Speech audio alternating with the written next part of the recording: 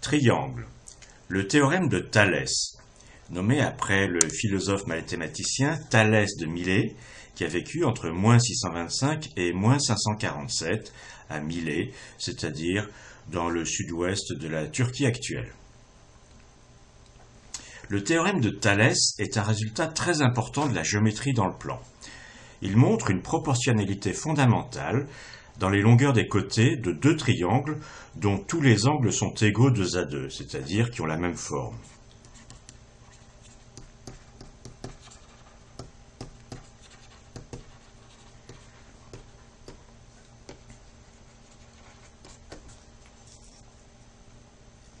Prenons deux triangles dont tous les angles donc sont égaux 2 à 2. Mais on dit qu'ils ont la même forme et ils peuvent ne pas avoir la même taille. En voici un, c'est ABC, et l'autre, je l'appelle A'De, pour des raisons qui vont devenir évidentes. C'est-à-dire que je vais les étudier en mettant celui-ci dans celui-là. Voilà, nous replaçons A'De dans ABC, comme le montre la figure, pour faire correspondre les points A et A', et pour faire correspondre les côtés. Donc maintenant, on a A et A' coïncident,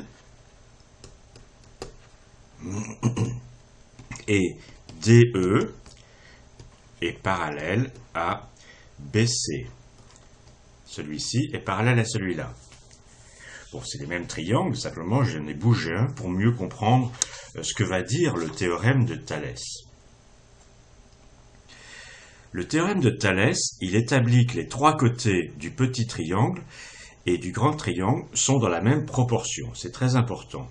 Par exemple, AD sur AB, c'est-à-dire la proportion du côté du petit triangle par rapport au grand triangle ici, est égale à AE sur AC, AE sur AC, et est aussi égal à DE sur BC.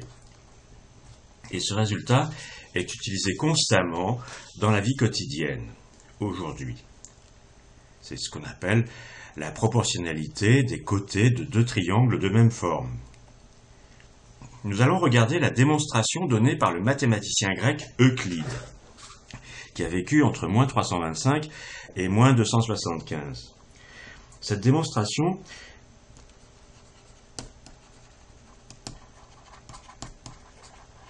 s'appuie astucieusement sur les surfaces, c'est-à-dire les aires des triangles.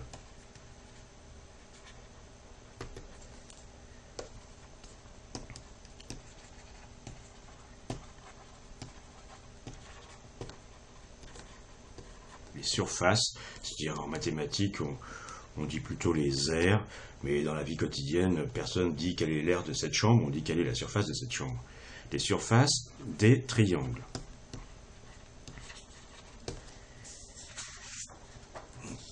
Alors voici comment on va procéder. On a le petit triangle ADE, A et A' c'est pareil, et puis le grand triangle ABC.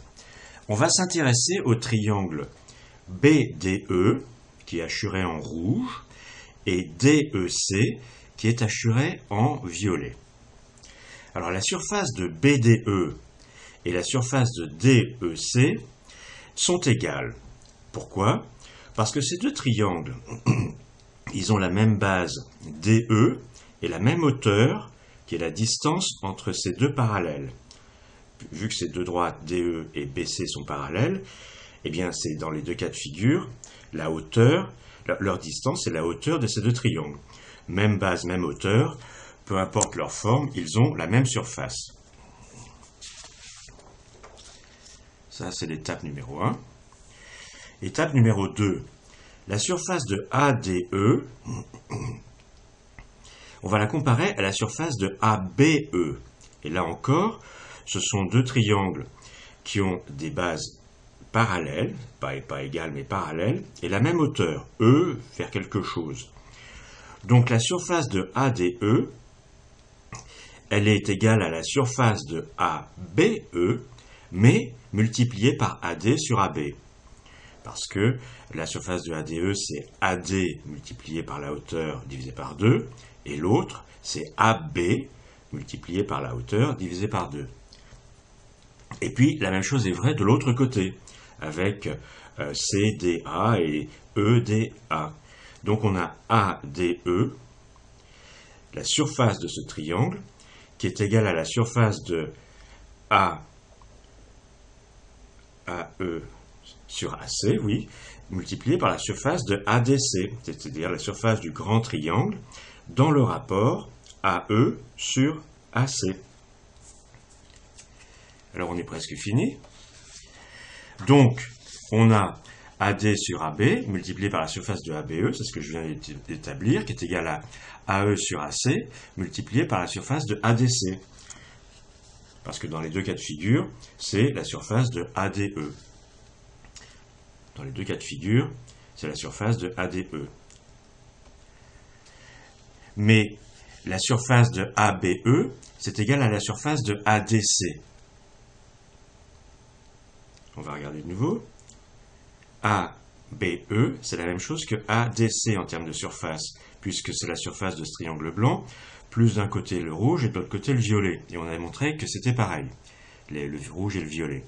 Donc ABE, c'est pareil que ADC en termes de surface. Et donc, on a ce ratio-ci qui est égal à celui-là. AD sur AB égale AE sur AC. Ça, c'est un résultat très important.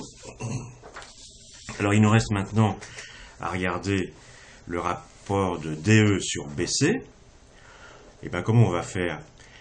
En fait, on va faire le même raisonnement, mais après avoir bougé ce petit triangle blanc, non plus vers là, mais vers ici. Montrons que c'est aussi le résultat, le ratio des longueurs, donc DE sur BC. Et pour ça, le petit triangle qui était n'importe où tout à l'heure, que j'ai enfoncé dans A, maintenant je l'enfonce dans B. Et alors qu'est-ce qu'on a? Eh bien, on a de la même manière que BA', qui est divisé par BA, qui est égal à BE sur BC, ou si on préfère DE sur BC, parce que c'est pareil. Or, BA', c'est exactement la même chose que DA, puisque maintenant, simplement, j'ai bougé ce triangle-là ici. Donc, on a BA' divisé par AB, BA' divisé par AB, qui est égal à DE divisé par BC. Donc, les trois ratios sont égaux.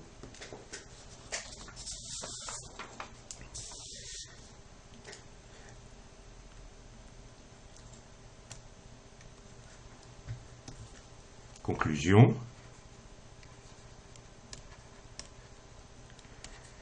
Les trois ratios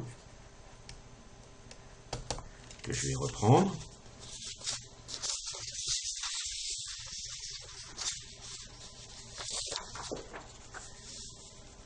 AD divisé par AB est égal à AE divisé par AC égale DE divisé par BC.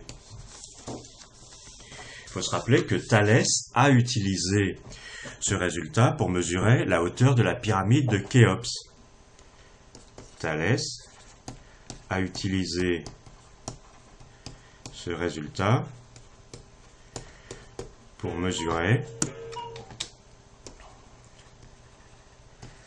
la hauteur de la pyramide de Khéops. Il faut retourner voir dans la leçon sur les proportionnalités en 6e l'explication. Et deuxièmement, la réciproque du théorème de Thalès est vraie aussi, c'est-à-dire que si à partir du point D on trace une parallèle ABC, eh bien on tombe sur un point qui va découper le segment AC dans la même proportion.